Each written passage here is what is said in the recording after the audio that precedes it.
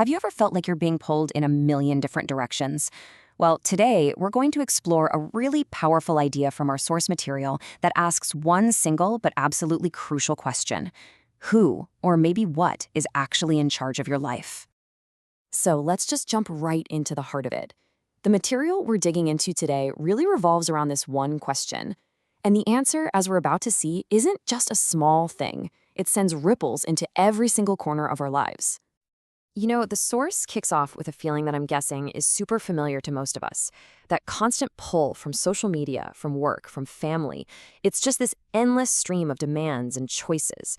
It's that feeling of being totally and completely overwhelmed. But here's the thing. The source argues this isn't just about being busy. Nope. That feeling is actually a symptom of a much, much deeper struggle for control. A battle for what it calls the throne of your life. Let's really unpack what that means. Okay, so here's the first big idea to get your head around. Imagine your heart, your inner world, as a kind of kingdom. And in that kingdom, there is a single throne. Now, the central argument here is that this throne is never empty. Someone or something is always sitting there. And what's so important to grasp is that this isn't just a cool metaphor. According to the source, whoever or whatever sits on that throne becomes the literal control center for your decisions, your peace of mind, and ultimately the entire direction your life is heading.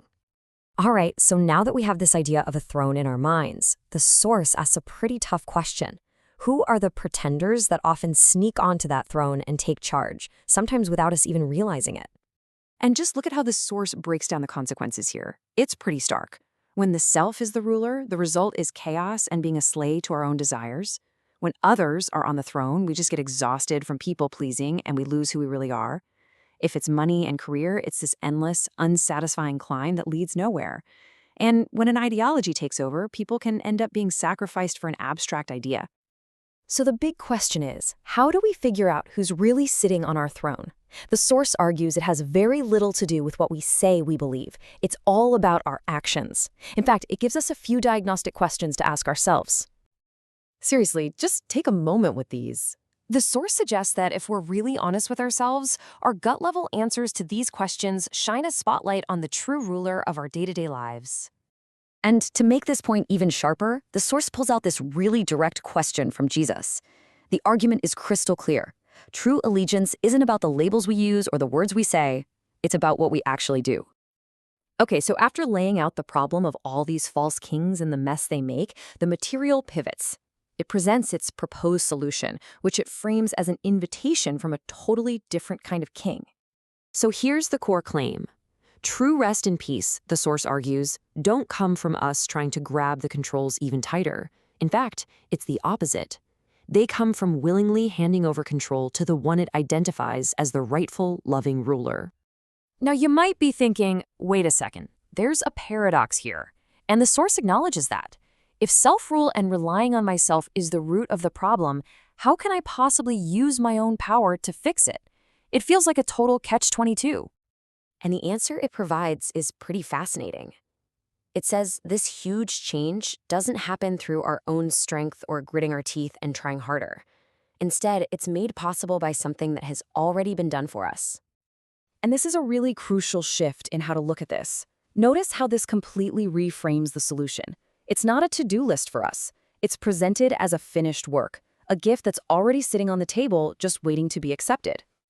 So you see, it's less about trying harder and more about just letting go.